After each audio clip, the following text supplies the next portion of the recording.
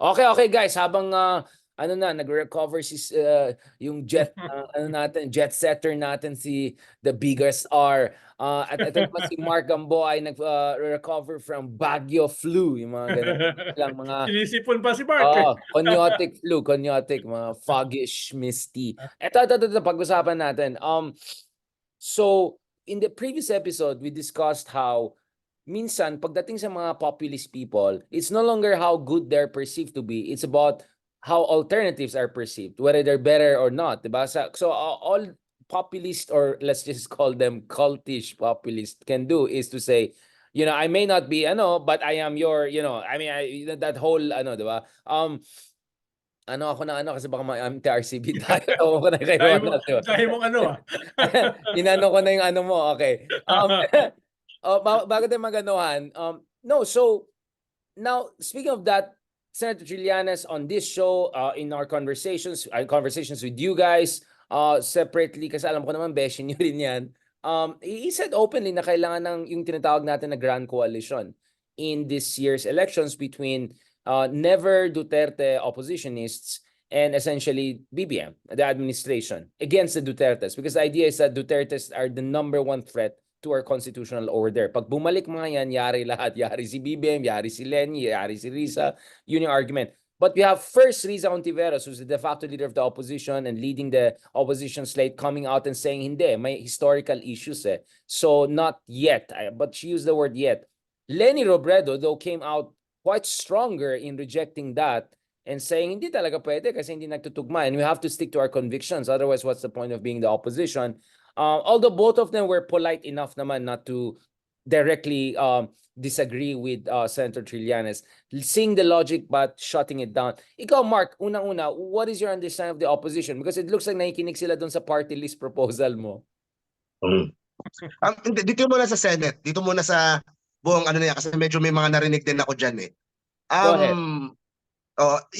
Ang dami binabash si Trillanes, di ba? Na how dare you makipag-alay nung huling election lang, kaaway natin yan, ganyan-ganyan, martial law and all that. Gets ko naman yun on that part. Ang problema kasi, buti sana kung yung tatlong nasa opposition ngayon na senators is doing well sa mga surveys nasa Magic 12 eh. Nasa labas eh. So kumaga,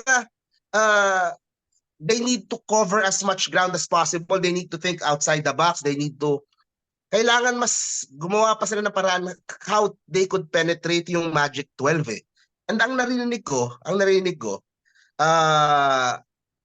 yung Malacanang, gusto din nila eh. Pero I think ang target nila, hindi yung tatlo eh.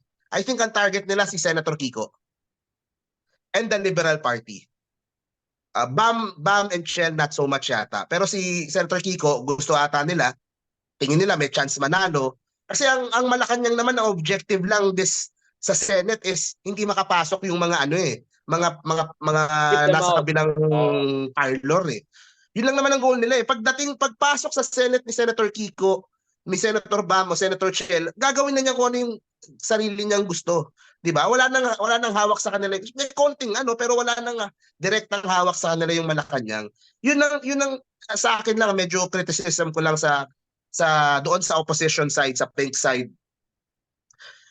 It's not saying na magme-merge yung dalawa eh. It's more of coalition building lang. It's more of parang temporary alliance for the upcoming elections eh. Tactical alliance, yeah. Tactical But obviously alliance, it cannot be better open. word. It cannot be open. At sa akin na, pwede ko lang sabihin, kung ayaw niyong outright nakasali, how about a guest candidate na isa from the opposition dito sa Uniteam? Diba? Hindi siya kasama sa formal na pero guest candidate siya. Kasama siya sa mga sample ballots, kasama siya sa mga... But let's say the moment you see Bam, or let's say the moment you Shell, I really doubt. But let's say for the sake of argument, Bam or Kiko are seen in the same stage as the admin Bagong Pilipinas slate, which we'll discuss shortly. You can easily see na baka ma-cancel na siya for 2028 ng mga pinks or mga more hardcore anti-Marcos na opposition, hindi kaya? Yun nga ang mali doon. Yun nga Senator Kiko won't change kapag kumaga he's still the same pareho pa rin ang prinsipyo niya, pareho pa rin ang mga pinaglalaban niya. Pagdating niya sa Senado, si Senator Risa pa rin yung kakampi niya, sila pa rin yung magsasama doon. Pero he needs to win first. Meron pala ako sabihin kay Senator Kiko. Meron yung kanyang posibleng secret weapon for 2025. And hindi na si Miss Sharon. Hindi na si Miss Sharon. It's Donnie. Ayan tayo. Ayan tayo. Yung kanyang pamangkin. Kapag nilabas niya si Donnie Pangilinan, kapag yun ang umiikot, isama mo si Bel Mariano, silang dalawa. Pangilinan. Ayun. Magic 12. Ayun. Yun ang Yun bagong... ang aking Oo. unsolicited Talagang advice. ikaw, models of Manila ka Oo. talaga, bossing. Models of the Philippines. Sir Ronald, Tony yan. Tony factor yan. Kaya yan. Oo, medyo Pero at the end of the day, it's about getting those 3 in na makapasok yung 3 doon sa Senado. Na at this point, if they don't do something na out of the box, sana maintindihan ng mga pinks at ng base nila. 'Di ba? Na they need to win first kasi Well, pag natalo na naman, 'di ba? dun sa Publico survey, I don't know, Ronald, again, you can say whatever you want to say. Sa Publico survey, the opposition does best. Pasok both si Lenny at saka si Kiko Pangilinan. Although wala namang naniniwala Willie sa Ong is number 1. I mean, like, what? wala namang naniniwala sa publiko survey. Una Yung mataas online. nilang kliyente ngayon. Una online siya. Ikalawa ay meron silang sampling na kinukuha nila sa isang Singapore-based company, MNC, na mas ang expertise ng company na yon ay commercial accounts. Hindi masyadong political yon. So, marami kang babalikan mo pa rin talaga PALS at saka SWS. Yun pa rin talaga, yun yung face-to-face, at yun yung may track record. And yun Okta also to a tingin certain... nila medyo objective, no? Yung Okta, yes, pero online din ang Okta eh. No? Hindi pa proven ang online as ganun ka-accurate eh, no? Hindi naman siya katulad ng Google Trends, no? Pero kung titingnan natin May yung layout, magagalit na naman sa atin. kung titingnan mo yung lay of the land, una ay 4 yung maglalaban na slate. Admin slate na meron ng ruling coalition ngayon, NUP, Lakas, Partido Federal, Nacionalista, at saka NPC, malamang sasama rin. Ikalawa ay yung nabubuong Duterte opposition slate. Ikatlo, yung Pinklawan opposition slate. At ikaapat, yung Makabayan opposition slate. No? Yung dalawang slate, yung Makabayan at saka yung Pinklawan, baka hindi sama dahil may ideological differences, no? Pero yung tatlo na yan, Pinklawan, yung Makabayan, at saka yung administration, pwedeng may tactical alliance in terms of collectively hitting the main enemy. Kahit hindi sila magsasama. Modus vivendi. Kahit hindi sila magsasama implicit understanding. May unwritten understanding na ito yung babanatan nila. Hindi nila masyadong babanatan ang isa't isa. Wala pa ba? Wala pa ba ngayon na ganyan? Baka meron na. Meron kaunti. Meron kaunti. Pero ito kasi eleksyon eh. Kaibahan ito eleksyon. May campaign period, may entablado, may kumpletong social media, tri-media, etc. So yun ang kaibahan. Very intense ito. Battle of 5 armies to. Ang problema doon sa pinag-uusapan natin, yung problema sa pagsama nung Pinklawan at saka nung admin ay una, hindi nila ma-unite yung kanilang base. No? Yung kanilang base ngayon. Kahit maliit yan, kahit 5% yan sa survey ng Okta, yan yung kanilang magiging makinarya. At kung yung kanilang makinarya ay mahati, magkakaproblema sila. Dahil hindi pa nila nakakausap yung makinarya nila tungkol dito at ilang buwan na lang. So yun yung una, mahati yung kanilang subjective base. Yun yung Ikalawa, yung kanilang target base, yung Pinklawan, ay hindi nila alam kung ano magiging reaction.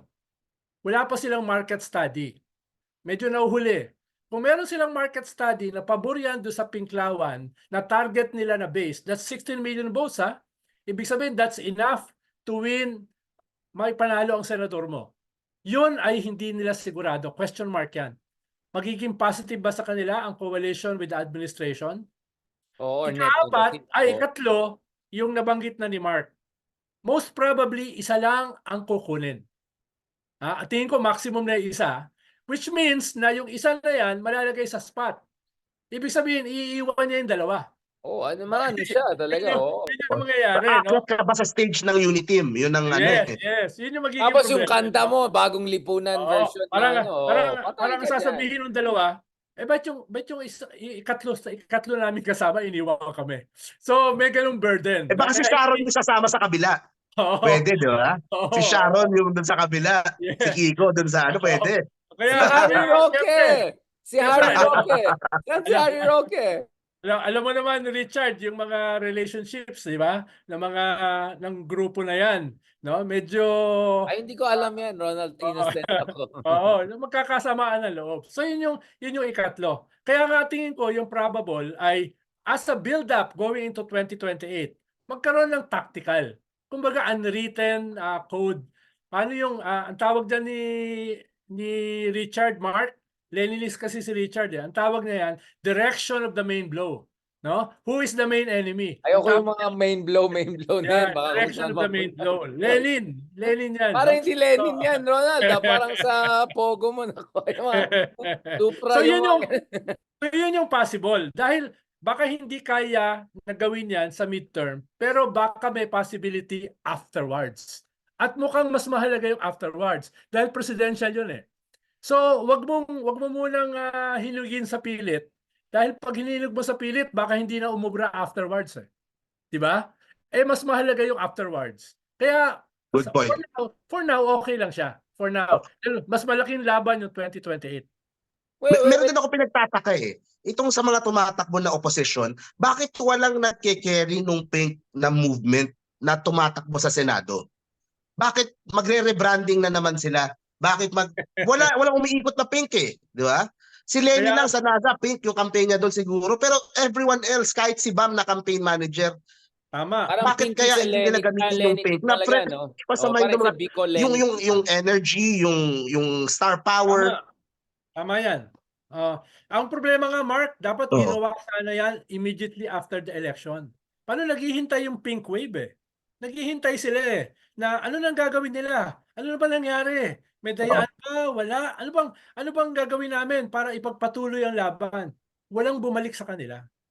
Diba? Oo. Sinasuggest ko dati pa a nationwide Thanksgiving and listening tour para ma-consolidate yung base mo na hindi naman insignificant. Napakalaki naman. Oo. Yung 15-16 million votes, yan yung boto na kuha ni Pinoy. Yan yung boto na kuha ni Digong, di ba? Hindi yan insignificant. Oo. Saan man lang i-consolidate mo? Marami yung sumama ang loob, marami yung nalito, marami yung naging disillusion. So, ngayon, babalikan nila yan. Babalikan nila. Ngayon, iniisip nila kung uubra pa ba ang pink. Pero mo, di ba, iniisip nila, kung ginawa yan earlier, hindi na nila So iisip. they're considering it now. Yes. Iniisip nila ngayon. Yes, Oo. no? Hindi ko sigurado kung too late, Kasi no? kung ngayon pa sila magre-rebranding, ngayon pa sila magpe-present ng ibang ano. Di ba? Mahirap. Kahit isa lang sa kanila eh, kahit kay Senator Bam lang, for example. Yes. Yun, Hindi, ang proposal ko nga dito, di ba? Tatlong Maria, Risa, Lenny, Laila, parehas hindi kandidato. Sila yung magsisimula ng nationwide Thanksgiving tour. Tapos bibit-bitin nila yung mga kandidato nila. Ipabasa nila sa kanila yung kanilang political mandate. Di ba? Ipapasa nila. At sa mga Pinoy, may drama yan eh. May drama yung ipapasa mo, di ba? Lalo na yung magpapasa ay hindi kandidato. No? Yun sana ang gawin nilang narrative. Sana. Pero wala naman ako dyan eh. Wala naman ako sa makinalya. Pero nag-uusap ba si Senator Risa tsaka si VP Lenny? Yes. Oh, okay. Nag-uusap sila, no? Paano mo alam, Ron? No, by the way, tanong ko lang dito ito yung sinasabi ng 11 na politikos na ito na daw maging bagong Pilipinas slate. So meron kang Villar dito, yung mas bata. Meron kang Erwin Tulfo, no surprise. Abalos, no surprise. May Pacquiao and Lacson daw. But si Tito Soto and Aimee and Tolentino daw sasama dito? Yes. Then Yan you yung have probable Lapid, Cayetano, and Bong Revilla. Yung Yun last daw seat yung 11 yan, ngayon. Kaya may isa pa daw. may last Finalize seat na ba yan sa tingin mo? Hindi pa, pero yan yung parang nag-unfold. May last seat. Si Aimee kasama? Ha? Si Aimee kaya sasama? Sa bagong Pilipinas? After niya gawin yung mga ginagawa niya the previous months? Mukhang sasama Wow. dahil siya yung ine-negotiate ng nasyonalista. Nasyonalista siya eh. NP siya eh. So, kasama siya dun sa ninenego ng nasyonalista. So hindi siya sasama sa Maysug pag nag-iikot na yung Maysug? Senatorial? Ibang usapin yun, no? Ibang usapin yun. Baka mag-double candidate din siya. Alam mo naman Yun si nga Ivy. At kung gagawin niya yun, ilalaglag siya ng admin. Ibig sabihin, hindi siya tatanggalin sa slate dahil Marcos siya eh. Oo. Marcos pa rin siya eh. Hindi siya tatanggalin sa slate. Pero ilalaglag siya. No? Pero yung last seat, pwede yang ibigay kay Bitag Bentulpo. Pwede yang ibigay doon sa negotiate ng Macho Group nila Ping tsaka ni Tito Soto, which is si Gregorio Honasan. Oo nga, Pwede sir. rin Nasa niyang, pala, oo. pwede rin niyang hinihintay yung Pink opposition. Kung sakali magpapasya Si sila. Tol. Oo, pwedeng yung isa. Si Tol pasok na eh. Si Francis pasok kasama na Nandiyan na si Tolentino Oo. na mention ko na Nakapasok kanina. na. Nandiyan na ba talaga? Nakatalo Oo, na kasama siya. si Tolentino. Nakatalo na siya, no? So, ibig sabihin, yung last seat ay pwedeng i-negotiate pa sa 3 o 4. Pwede rin niya bigay kay Isko. Si how about Mayora Abby? Ay, hindi siya na pag-uusapan. Si Andiyan, Isko, may Cayetano eh. May si Pia Isko na Cayetano eh. So malabo Oo. na meron si Isko na pag-uusapan. No? So may 4 ka na posibleng magpupuno ng isa. Or Siyempre, Willie Ong. Or Willie Ong. Siyempre si Isko at saka si Tulpo pasok eh. Si Ben Tulpo. Pasok sila sa 12 eh. Si Gringo hindi, no? Si Abby pasok pero hindi lumalabas yung pangalan niya. Si Isko pasok, 'di ba? Pero So parang too much naman dalawang Tulfo sa isang slate, and knowing na Ben tries to be different and some would say even Hugh to the good side. mataas kasi si Ben Tulpo eh. Na minsan 4 siya, number 4 siya. top 5 siya eh. Minsan nagta-top 5 siya, minsan top 8. Ibig sabihin, kahit anong tignan mo, pasok siya eh. Pasok siya. Siyempre, yung admin, gusto nila Gusto win. winning. Oo, winning team. Kailangan nila ipalabas na 12 ay kayang manalo. Mukhang si Isko, no?